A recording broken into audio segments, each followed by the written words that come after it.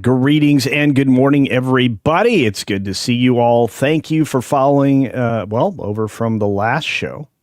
We have many shows here on the channel, and I am your host, Don Pardo. No, I'm not. I'm Culture Casino, but that's left over from last evening, which hopefully you didn't miss. What a great show. The very first show over on WDW Pros channel, where we had Lorne and Apollo. It was a lot of fun. Hope you didn't miss it. If you did, you can watch it on the replay, and I think you should, because we are trying to do something across many of our channels and bring you entertainment and information all day long. And that's actually not as easy to do as you would think, but I'm glad each and every one of you are here, but I'm more thankful for the people who make this happen. Of course, that is also you, but it's also the people behind the scenes that are members of the top tier membership here on the channel itself, on the original location here on YouTube. And we have some very special people, the high rollers. You get to meet them today. You can meet a couple of them right now. For example, we have our friend Hoove out there. How are you doing today, Hoove? Good? Not bad at all, Culture. All right. Well, I'm grateful you're here, my friend. It is amazing. And of course, we have our other pal here already, which is Lester of the Skeptic Tank. How you doing, Lester? I'm hanging in there. Just good. Squeezing respite where I can get it. Good.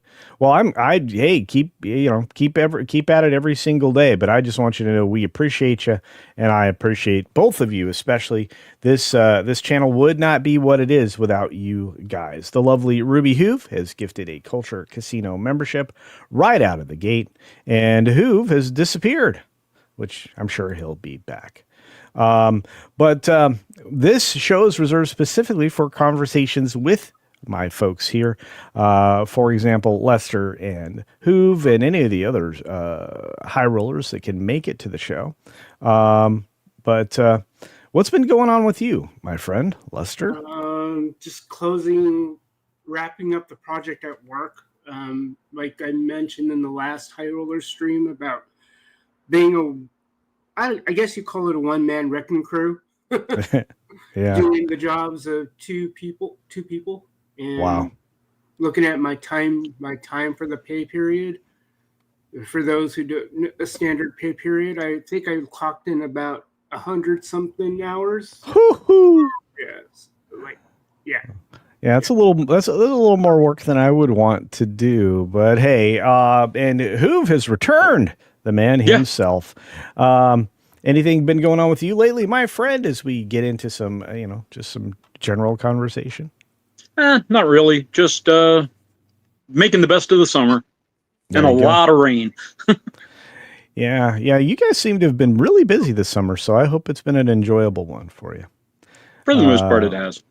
Yeah, we got lots of regular shiny faces in the chat. Rambam 3000 came over from the other stream. Obviously, Jill is here. Hi again. That's right. To everybody who followed us over here, thank you and welcome. Not nearly as many people made it here from the old stream, but they will. And Just a Dutchie is here. I did watch the replay. It was funny. And Ultimate Chaos. It was quite fun last night for sure. Lombardi is out there. Greetings to you, the great Mark Daly. And we got baby needs a new pair of shoes. Let's roll those bones. That's right. And that's what the high rollers are all about. They've been gambling on me since the very beginning. And I just like to say thank you. So any subjects that come to mind? Is it anything that you guys would like to talk about? Because this show's about you, for you. So what do we got?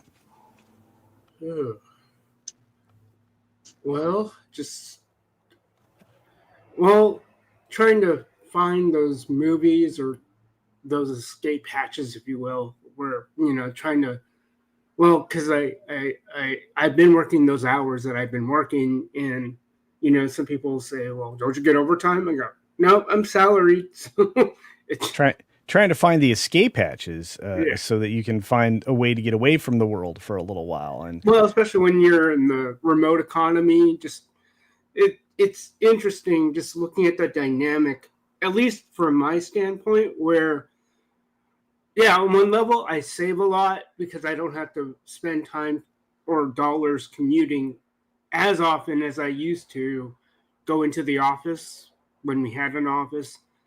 And then just trying to realize we have more flexibility than, and I don't take advantage of it. Like even with the given like 9 to 5 structure or 8 to 5 structure, whatever structure we put on our schedule, I do have moments to breathe. I have to remember that, and that's the toughest thing.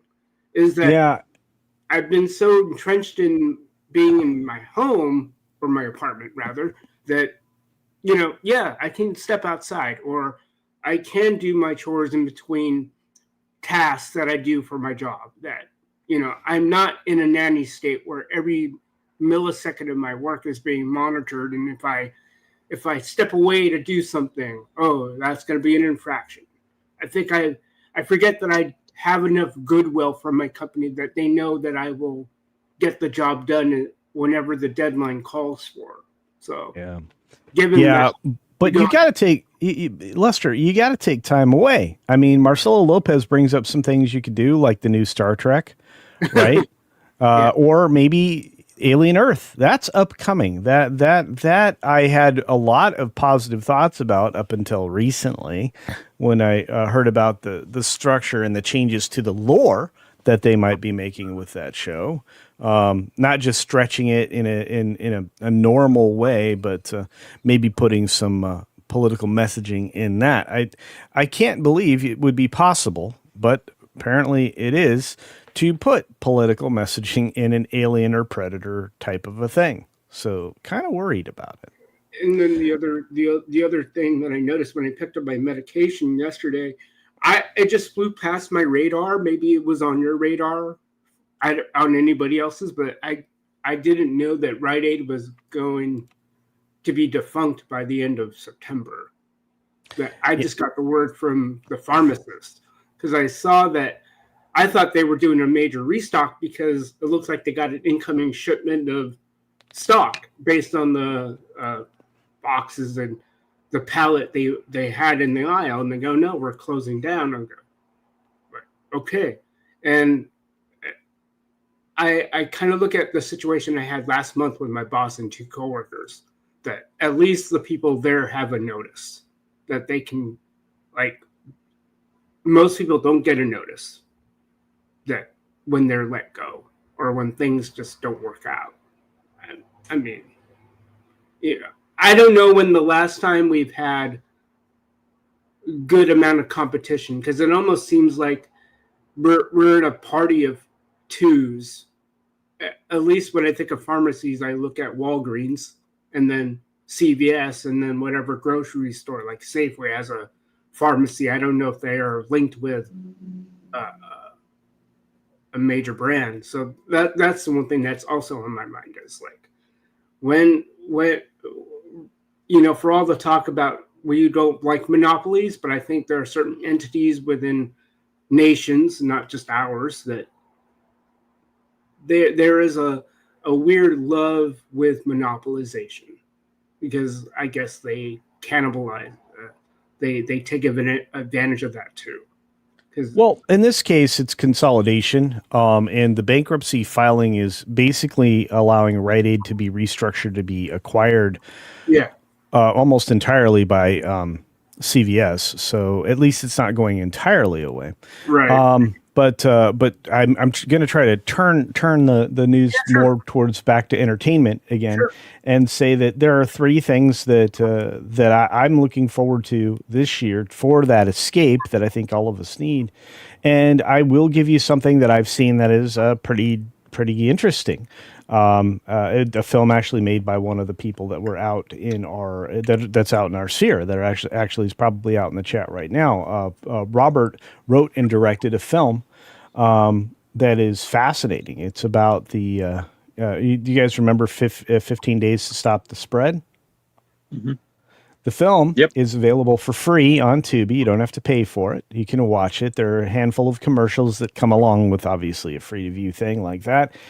And it's worth your time to see something else that somebody else did in a creative way, that kind of looked at that period of time not with just a skeptical and critical eye, but just kind of breaking down what two friends will do to try to make ends meet. So you can check out the film is called 15 Days, the number 15 and days, and spend a little bit of time watching that. Let me know what you think.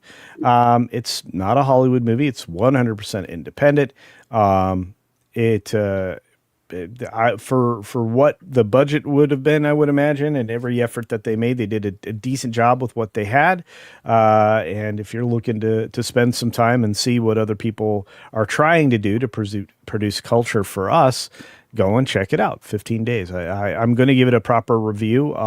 I started putting together my thoughts on it and a couple of other graphics and things. I put some polish on those yesterday, so I'll probably have a recording out there next week for you guys, probably in the middle of the week. So that'll be really nice. But as far as other things in entertainment, I talked a little bit about Smurfs this morning. Have you guys noticed that there really aren't any films that are coming out to A, compete, or B, to even seem to entertain people? I mean, I was looking. It's looking thin. Let me bring up the numbers real quick. But if I may ask, Richard, go ahead. How did they perceive? And I noticed this. I forget when the first CG or whatever Smurfs movie that was put out, maybe 2000. I don't remember when I saw that, but I'm just thinking, who asked for a Smurfs movie to begin with? I think I checked out a Smurfs when I was, 88. I was like 7 or something like that. It was like, yeah, I think you're not alone, my friend. The question I think would be like a broad one is, who thought that this was something that people were clamoring for? Who wanted another Smurfs movie, and who wanted it to have and star Rihanna? I can't answer those questions. I can just say, when all of these things were being decided upon, it was 2 or 3 years ago when they got these engines in motion. Let's take a look. Because I think this is going to be very. This will be helpful in expressing what it is I'm trying to talk about. We get presented a schedule of movies every year. And many years you can look forward and say, hey, there's a bunch here that I'd like to see. They're intriguing. They could do something good with this. Thank you, Marcelo Lopez, for being here for a bit. Let's take a look at this. So Fantastic Four obviously came out. They think that the film for Friday grosses, it came in at $57 million, which includes obviously preview days and everything else. This is the domestic chart for Friday the 25th. So this is Thursday, Friday, any previous screenings. This is what the numbers are. Then you have Superman, okay? Yeah. Which did 7.1 million. Not terrible, not spectacular, but if you look at the overall domestic gross number, this is a big number. And it's quite possible that by the end of the weekend we could be looking at 300 million domestic. All right. Then you have Jurassic World Rebirth that's sitting at 292, which barely has a lead on Superman. And it's been out longer and had a 6-day opening weekend. And then F1 and then Smurfs. Now, we get down to Smurfs, here we are. We're sitting at $19 million in the beginning of the second weekend. It's not making money. $491 a screen.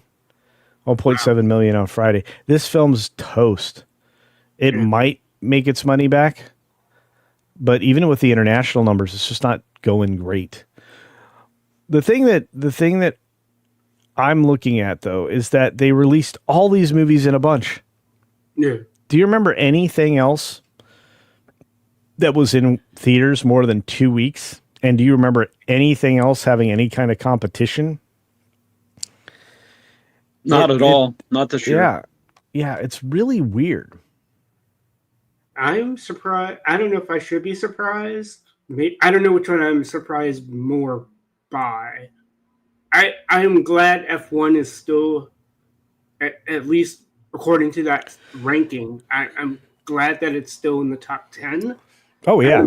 But from all the scuttlebutt I've heard about Jurassic World, I don't know whether to be pleasantly surprised or just surprised. It's in the top 5.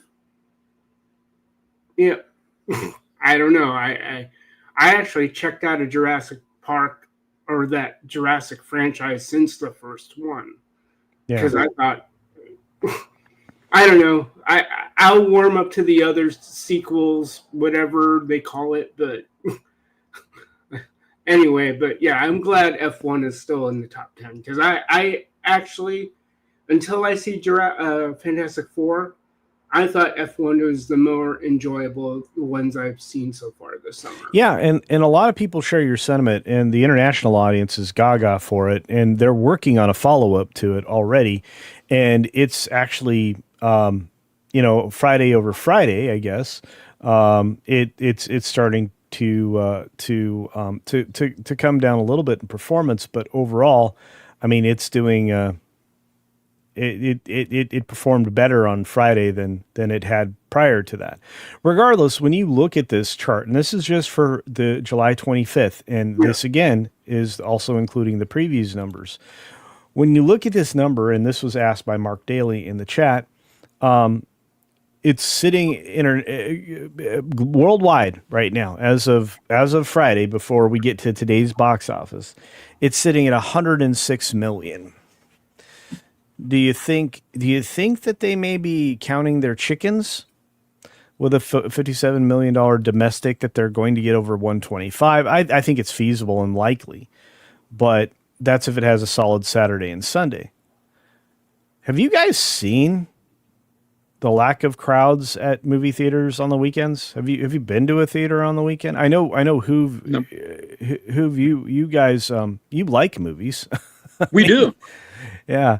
So we do. And I'll tell you, this year, I'm very thankful that there is a plethora of really, really good old movies out there.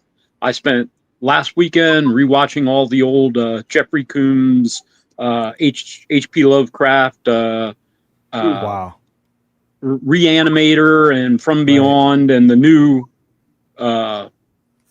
Resonator stuff that they did on, I think it's on Tubi. But yeah, I've been watching a lot of old movies because I just haven't seen anything new that looks like it's worth time or money. Yeah, and that's a real problem. So when we drill down into Fantastic Four specifically, because it is its opening weekend, you see this P here for preview.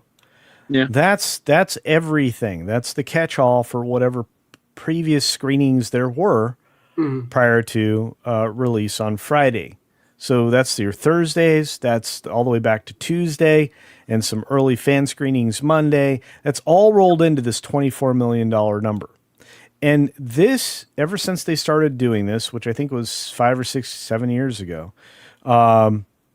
this number here is actually rolled into this number here. So just under half of this $57 million is this $24 million. I see. So it artificially inflates this number. Yeah. And it gives you an acceptable total, right in line with, believe it or not, Superman from a couple weekends ago. So overall box office performance for this, when you look at these early numbers, is misleading. And the question is, why have they been doing this outside of just kind of trying to artificially inflate an opening to generate excitement? I don't think they do it for any other reason. I think it's to create an artificial buzz. It doesn't change the number. No, not at all. It's just perception, public perception. Yeah. No, 100%. I think they would do better just to make sure that people like yourself and Pro and like Critical Drinker and stuff, that if they put out, like, invited you guys to stream the new movies online so you could do reviews earlier. Because I don't know, there are some people out there. I mean, Drinker, as far as he's concerned, kind of gave it decent reviews. Yeah, he did. Yeah. Yeah. So that kind of stuff. I mean, had no interest in it at all. After watching his review, I was thinking, maybe when it streams, maybe on Tuesday when it's the the $8 Tuesdays or something, I might go catch the matinee. But I will say this: I understand Drinker's review, but I thought it was too positive. And again, we're always going to disagree. It's the difference between our circle, our sphere of guys and ladies, right? Because our folks are always going to give you their honest opinion, and they aren't always going to line up. Yeah. And I'll just say that the part of the brain that you turned off to go to this film, see it, and accept it for what it was, you're going to have to turn back on sometime.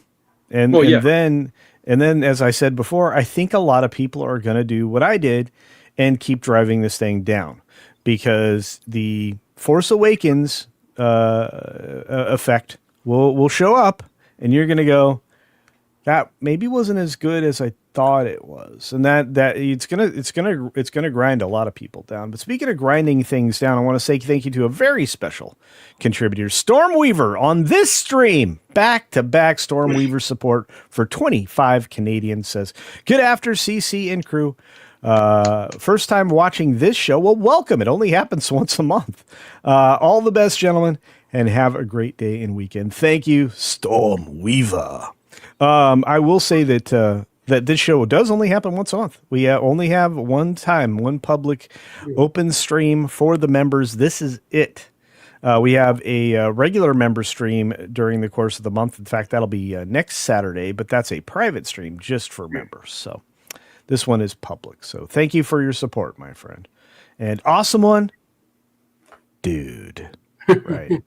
I saw Fletch. I saw Awesome One. Awesome One's been around forever. There's the lovely Tina. She's great. Wow. Okay. Yeah, we got people who've been here for a long, long time. I appreciate all of you. I hope you know that. You guys are great. Mark Daly's out there hanging out with us. Says, with the destruction of the lore for the benefit of the message, I was going to be down on this film, even if it was a masterpiece. Well, you don't have to be automatically down on it, but it's going to be easy for anybody to spot the shortcomings. So, yeah. I think the thing with me is I'm quite impressionable. I'm a fairly sensitive guy. Yeah, I can't believe I'm admitting that publicly, quote unquote. but you're right. It's like when I saw Force Awakens, I just go, wow.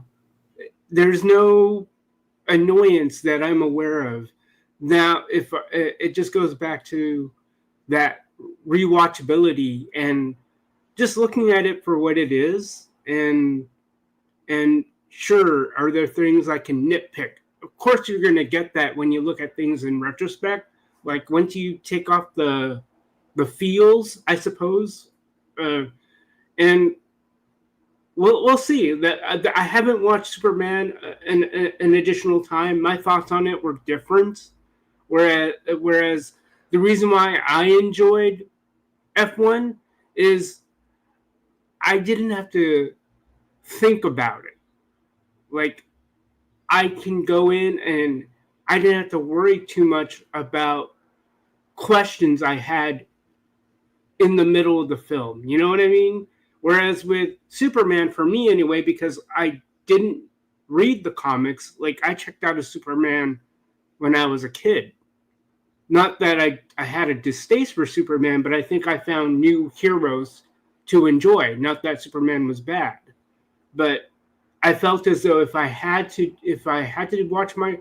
did homework, I might have enjoyed Superman more, if that makes sense.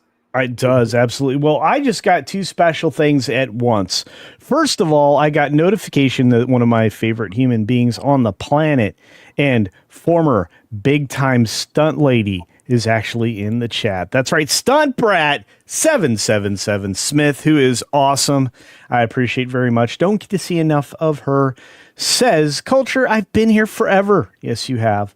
LOL. It's my birthday today, and it's a big one. Grr. Well, come on. What are you, like 30 now? I don't know. Anyway, probably a little older than that since she was in some of my favorite stuff. But let me say this on behalf of people with terrible voices, such as myself.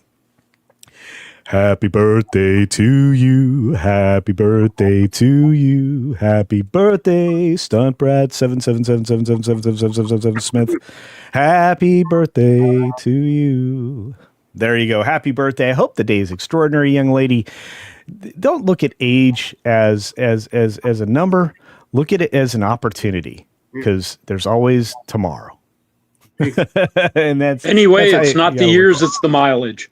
Yeah, well, okay. Stunt Brats did a lot of mileage, but doesn't look like it. Doesn't look like. Anyway, thanks for being here, dear. And of course, a super giant chunk of support from my pal who did not have to do this. What a great human being.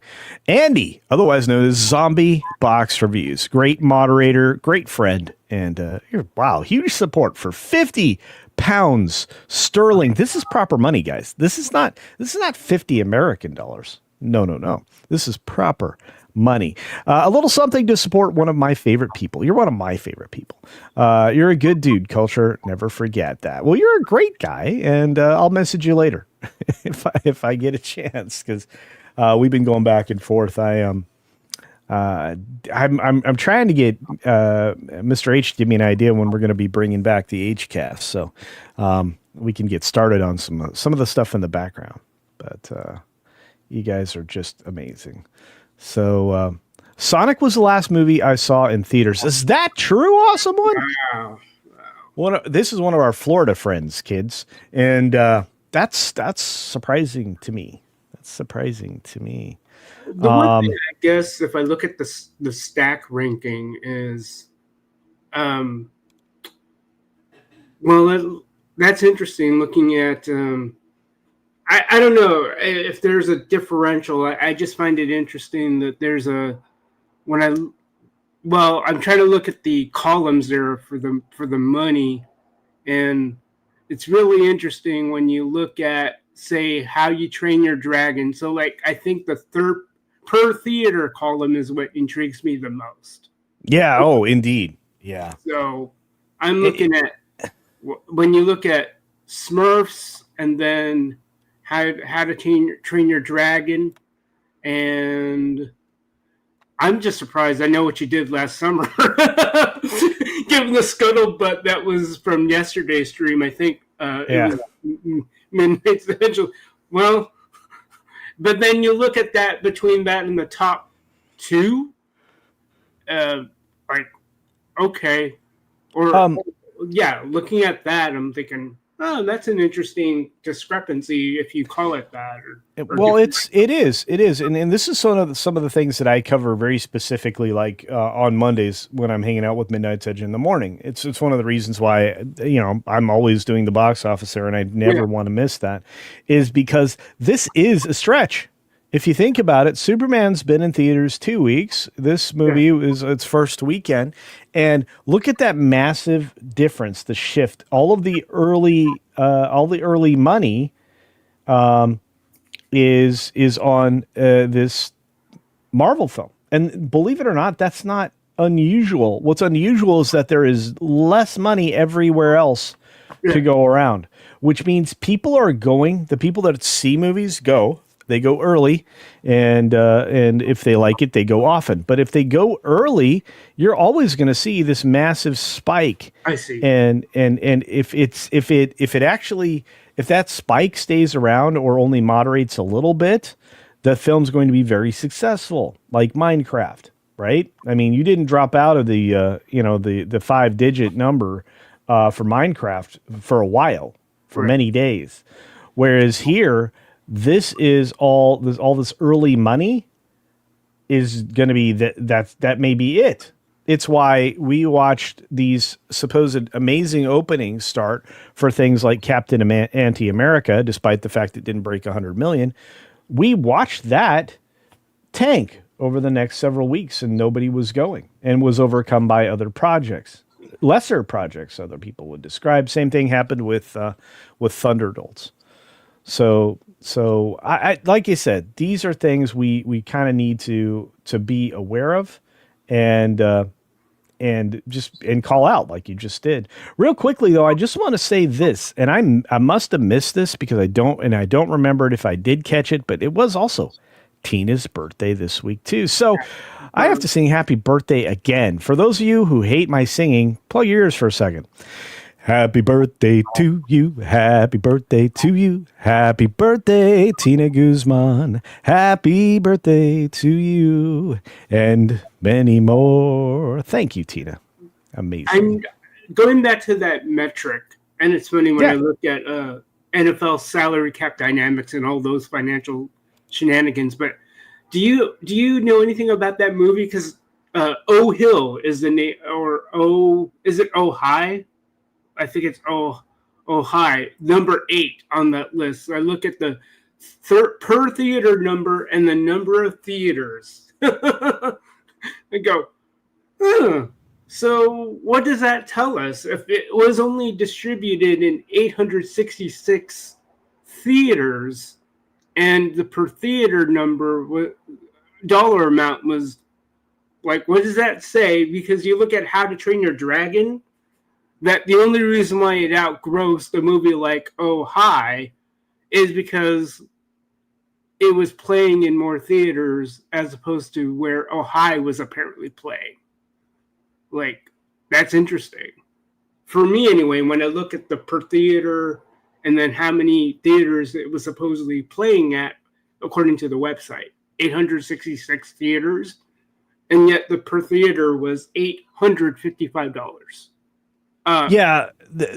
Believe it or not, that movie is a romantic comedy. Okay. Yeah, it's two romantic partners go on a road trip that all of the normal fall apart things. That's what this is all about. Sure. Yeah. But here's the thing: you're not wrong to call it out. This wasn't necessarily released in wide. It got a very similar treatment to that. And you're comparing it to How I Met Your Dragon, which that makes perfect sense. But if you look at the per theater average, you had a much higher per theater average for Oh High, but you also had Oh High, which is a new film, go all the way up past the number 4 film in performance when it comes to the per theater average. Right. A lot of people don't know anything about Oh High. A lot of people won't probably ever see Oh High. It will probably make its way to streaming in some form or fashion, and then go from there. But believe it or not, there are hundreds of movies a year that do exactly what Oh High is doing. The difference is this is a Sony Pictures film, so it had some money or distribution money behind it. Right. So there of course is that. What's great about this weekend in particular is just how vast this gulf is that you described, right? Yeah. And look, if you go back through the performance in fact, let's do it. Let's go to Superman and look at its performance and look at the fact. Well, first of all, we're sitting at 472 at this point in time. We don't have any of the international numbers in yet, and we won't until after the weekend. So that number is going to be different. What you see is an estimate, but let's look at the day to day. So July 10, you had a preview of 22.5. What was the one that we just had for? I think it was like 24 for Fantastic. Yeah, it's $2 million difference. But where were we on the first Friday? We were at 56 million. We were just at 57 million. Yeah. Okay, and then we had a 33% drop, which is artificial because you have to subtract 22 million from 56 million to find out that this was actually an increase in revenue. And then on the 13th, which would be the Sunday, you had another decent performance at 31. So across the board, this film did in the 30s the entire weekend. But this artificial number, because it added the Friday and the Thursday together, made it look like you were already falling off, which you weren't. You were absolutely flat for the weekend. So that ended up with, a $125 million open, which is exactly what Fantastic Boar is headed for or trying to. Yeah. So as we continue to go through here, you see these numbers, these totals, they're pretty good. The per theater average is going to drop. Then we get to the second weekend. Here's the per theater average for the second weekend, for Friday, for Saturday, and for Sunday. So this looks like a massive gulf. But the only reason it looks like that is because they added $22 million to the other Friday. Wow. So we need to be more cognizant of what the numbers are actually doing and what they're saying, and why fudging with them gives you an ill perception of performance. And it is supposed to do the exact opposite. It gives you, as Hoop described, a perception that it was extraordinarily good, right? And to open on that that Friday, but that wasn't the real story. Regardless, I'm going to say that Superman, with its first Friday sitting at 271,741, is going to be just fine. And the fact that it's fall off weekend performance, not too bad, 51% fall off. Okay. So those are good numbers. All I'm going to say is point out at the end of this weekend, we're going to know more about Superman and where it falls, and we're going to start to be able to use the end of the weekend with Fantastic Four as the starting point for what the fall off is, and then we can actually make a trend. The trend line on this is not going to be going up. So there's. I don't know about you, Culture, but I just couldn't help but think about, and based on what I'm getting from the scuttlebutt about Fantastic Four, is I never was so attached to Fantastic Four, but for whatever reason, The Incredibles, even though after a little bit of word of mouth, and I float between, when do you bank on an animated feature versus live action? And I don't know if they're necessarily in adversarial tension, but it seems like for various titles, Batman, Superman, Fantastic Four, that I remember Disney did not rely on live action adaptations of their kids' stuff, if you will. Right. And I remember back in the 90s when Mask of the Phantasm was getting a bit of play, because I still remember the commercials. Oh, perish the thought, a good commercial. There was enough buzz at the time. And yes, it somehow coexisted with Batman 89 at the time, or at least it kind of built off of that. So it's like, what made Incredibles work for you, whereas it's like, why are they fumbling with Fantastic Four? It's actually pretty easy to say, because they literally did rip off Fantastic Four. You are very insightful looking at it that way. And I'm going to give you my perspective on it. Let me pull this whole screen down so it's just us here. Animation plays on multiple levels. When animation was being written well, especially in the Pixar days when Lasseter was still being the creative head for the entire company at the time, Disney. In fact, they're still living off of Lasseter's graces, to be fair. Yeah. But they were writing animation at multiple levels. Jokes played on multiple levels. In fact, we had been doing that for decades. Disney especially. Shrek came along and kind of cleaned their clock at it. Yeah. But I mean, I'm sure both of you will acknowledge that you can play a joke on two levels. The kids are going to get it for one reason, and the adults are going to get it for something else. And that's how the dialogue used to be written for high quality animation, especially in that generation. Ever since they started to pursue the golden age at Disney, that's the way the writing was. So jokes all the way back to Little Mermaid played on multiple levels.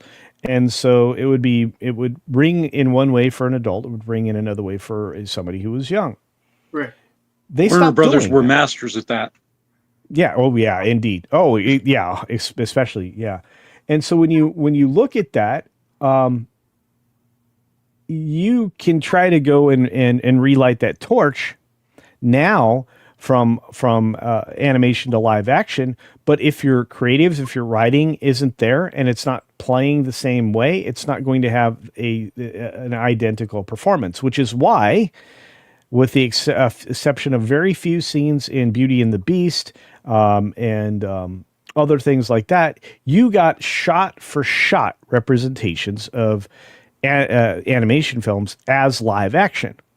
They aren't doing that anymore because they want to insert their, gynocentric neo-Marxism and other types of messaging into these products. You don't play on the kid level anymore because you're not funny in a juvenile way. And B, you don't play on the adult level anymore because you're not actually creating a story. You're not utilizing a device effectively because it's not being utilized in the same way. So the minute they started to diverge from a shot-for-shot storytelling because they lacked creatives, and because they were trying to insert messaging, they disconnected slowly but surely, very shortly, from their audience. And that's what's been happening with all the live action representations. In fact, they didn't even bother to convey the same story as Snow White and the Seven Dwarfs. If any of you ever bothered to go see it, which I told you, don't spend money on this hunk of garbage. Now, if you went and saw it, that's great. But that movie was not in any way Walt Disney's Snow White, which it was purported to be. It was supposed to be honoring the original animated feature. I'm going to use the word capitalize all capital letters, animated feature. That's the other word, feature, also capitalized. It was the first animated feature, and it was the first quote unquote Disney movie. So you go back and look at everything that came before that and everything that came after, and that was the dividing line. And then when you get into the Iger era, it was capitalize on all of this stuff, leverage in the extreme, all of this stuff. Right. And I think that's where they lost everybody. I really do. Well, I'll say this, like, I knew about the scuttlebutt around migration. I think I came across it via Netflix. I just signed up for my own sub, and I just pouring through whatever they had on the catalog and whatever piqued my interest, and I watched that, and not a dull moment. Like, and why can't they do that? Why can't Disney do that? It's like Mario, and it's like I look at Mario Brothers. It like the first shot they did, like whether we're talking Double Dragon, they were talking Mario Brothers with Dennis Hopper. Yes. He was desperate, I guess, or whatever. John Leguizamo, desperate, I guess. And then it took decades, and they animated it, and they produced it in a way that tugged my 8-year-old heartstrings. Like, aha, I see what you did there, and it worked to the tune of whatever that movie made when it was released in the theaters. I don't know. Like I said, I don't know if it's adversarial tension between animation and live action adaptation, but if it can be done better animated, go with that. Well, again, that's why there's such a difference between, like you just described it. There's the Sonic went out of its way to connect with the audience because they knew they ran afoul of them with the how they animated Sonic. Right, that first representation of the character was just terrible. Looked like a little demon or whatever. With enormous teeth. Well, they fixed it, right? Because they wanted to have a relationship with their consumer base. Universal, for all their efforts at trying to undermine, civilization and society, at least in America, they still are making high quality things because they aren't going to sacrifice, the story, on the altar of woke, which is what's actually been done. It's why I've been fighting this fight for as long as I have of getting everybody good entertainment. Right. And, and Mark's right. I mean, Walt's spinning in his grave. You could probably power the state of Florida right now. You don't need all those nuclear reactors, right? But Look, and Jill is right. I'm going to say something. Some of the reasons I didn't like this is it's very this film, Marvel's First Family, and not touchy feely. The books aren't touchy feely, and they changed the comic books to reflect what they were presenting us in the marketing materials. That this was Sue's team. Well, in a different way, these films demonstrated just how much they turned it into Sue's team. And everybody had equal parts to play in the Marvel's First Family. That was not represented in the film at all. If anything, you got a few moments where the people that were not female got to demonstrate their powers, and it wasn't for very long. Ben Grimm was completely wasted. One of my favorite characters of all time, wasted. Yeah. And they didn't even get deep enough into the rewritten character that Natasha Lyonne played as a spiritual advisor when he was visiting the synagogue to see her before, quote unquote, the world is going to end. And again, I can't spoil this movie. They spoiled it themselves. Everything that this movie is and is about, except for the actual last 8 minutes of this film, they already spoiled. It's a series of trailers. You've seen the whole movie in the trailers. That's how badly this was marketed. And the other thing is, this was not misleading marketing. They are telling you what this movie was going to be. It just goes back to my dead horse number, fill in the blank. What number or dead horse am I going to beat today? Is that advertising?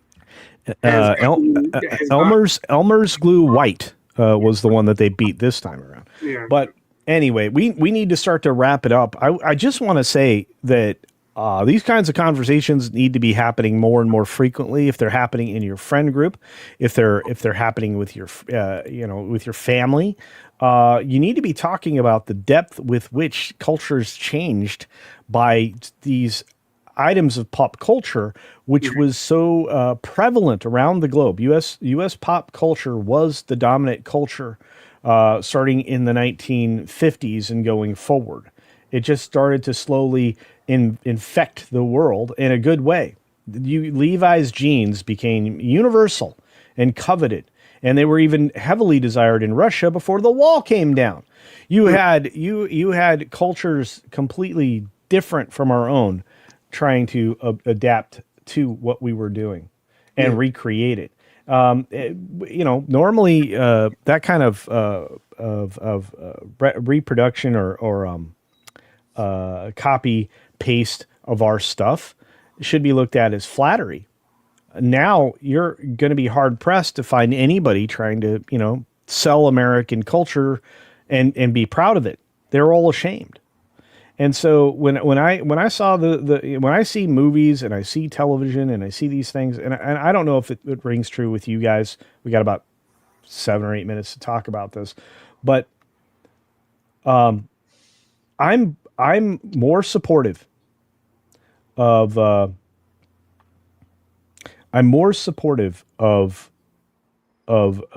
companies and products and film and television that is unapologetically American and is very much America first. That's a sloppy way to say it, but they are not afraid to push the dominant culture as what we would have up until recently called the American way. I don't even want to get into that conversation about Superman, but I do want to say that's just where I come from, and that's the world I grew up in. I grew up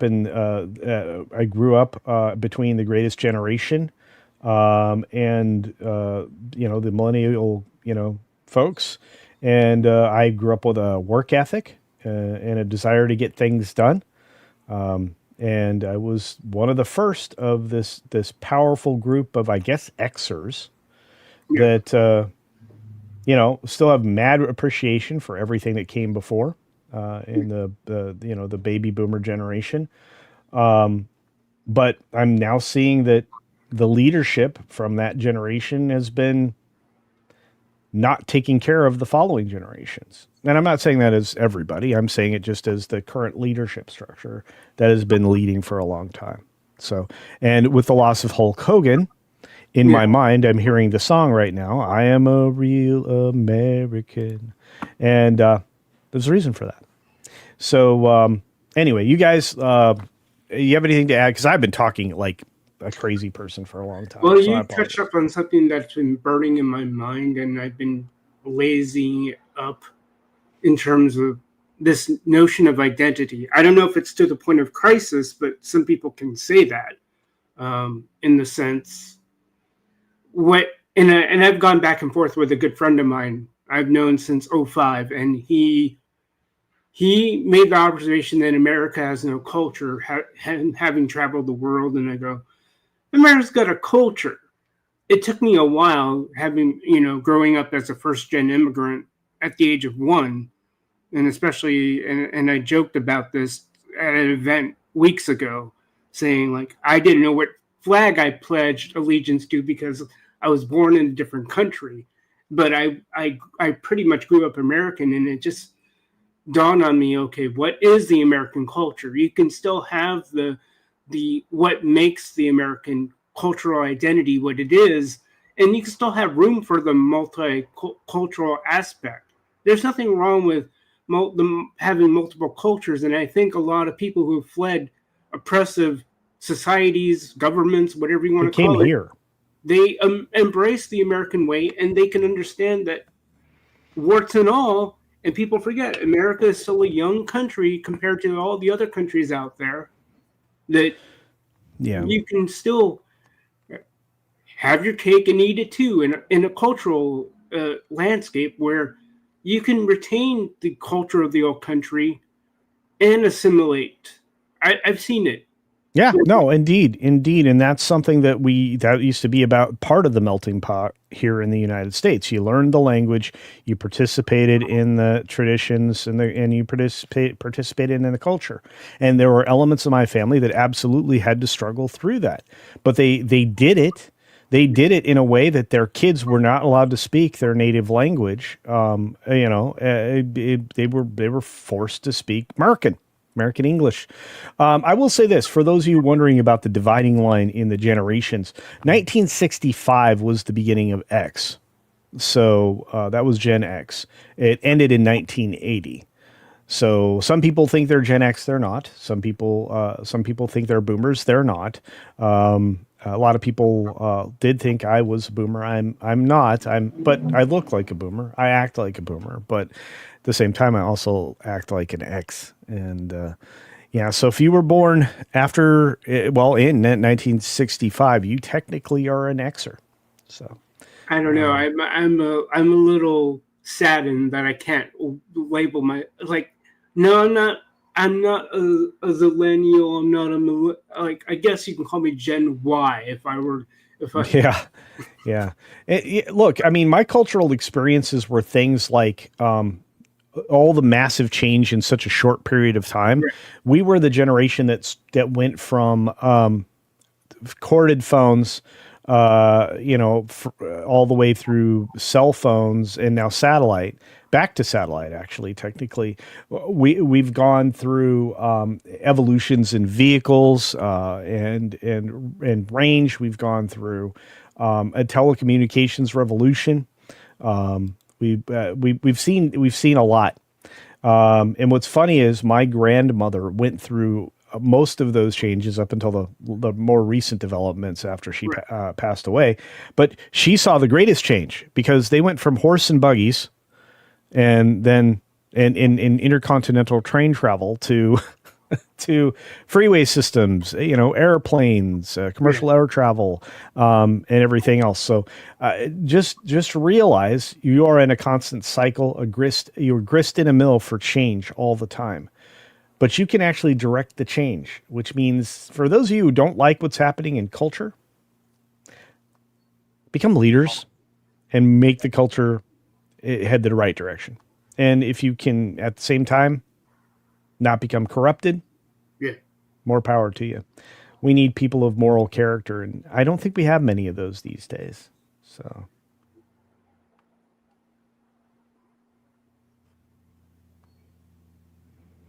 Anyway, anything else, guys? Because we have like 2 minutes to get wrapped up, and I keep taking over, so I'm sorry.